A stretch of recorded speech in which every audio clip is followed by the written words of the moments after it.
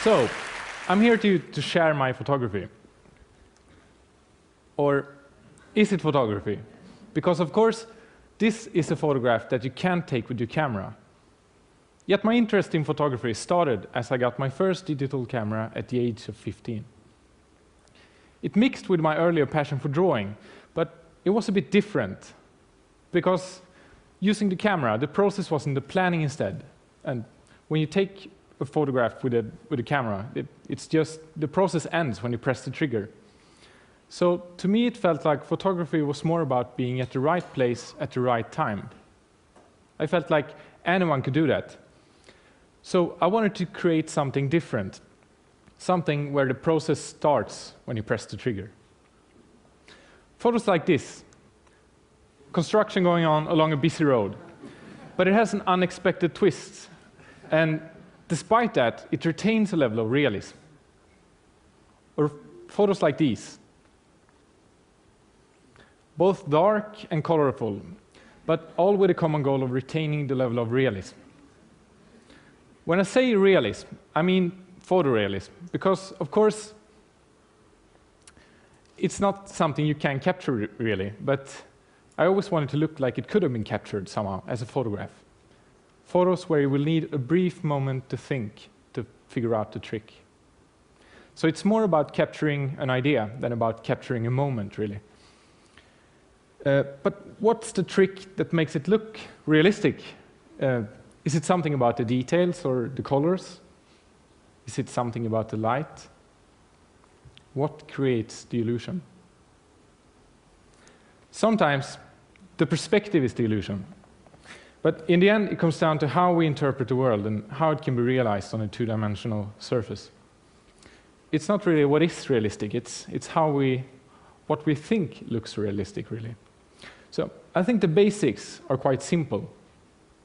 I just see it as a puzzle of reality, where you just can take different pieces of reality and put it together to create an alternate reality.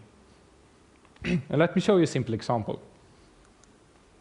Here we have three perfectly imaginable physical objects, something we all can relate to living in a three-dimensional world. But combined in a certain way, they can create something that still looks three-dimensional, like it could exist. But at the same time, we know it can't.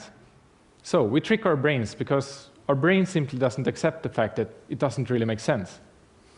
And I see the same process with combining photographs. It's just really about combining different realities. So the things that make a photograph look realistic, I think it's the things that we don't even think about, the things all around us in our daily lives.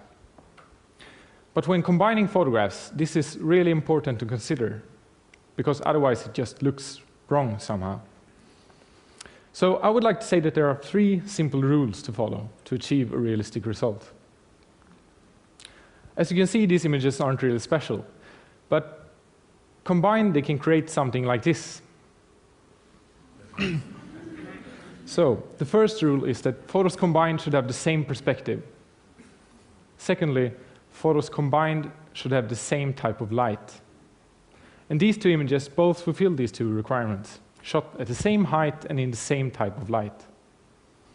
The third one is about making it impossible to distinguish where the different images begin and end, by making it seamless.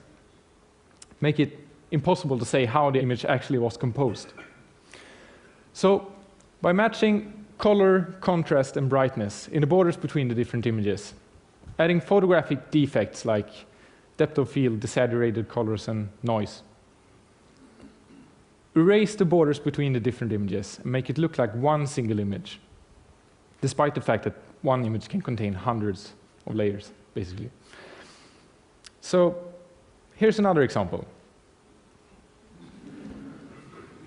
One might think that this is just an image of a landscape and the lower part is what's manipulated. But this image is actually entirely composed of photographs from different locations. I personally think that it's easier to actually create a place than to find a place, because then you don't need to compromise with the ideas in your head. But it does require a lot of planning. And getting this idea during winter, I knew that I had several months to plan it, to find the different locations for the pieces for the puzzle, basically. So, for example, the fish is captured on a fishing trip. The shores are from a different location. The underwater part is captured in a stone pit. And yeah, I even turned the house on top of the island red to make it look more Swedish. So, to achieve a realistic result, I think it comes down to planning. It always starts with a sketch, an idea. Then it's about combining the different photographs. And here, every piece is very well planned. And if you do a good job capturing the photos, the result can be quite beautiful and also quite realistic. So, all the tools are out there.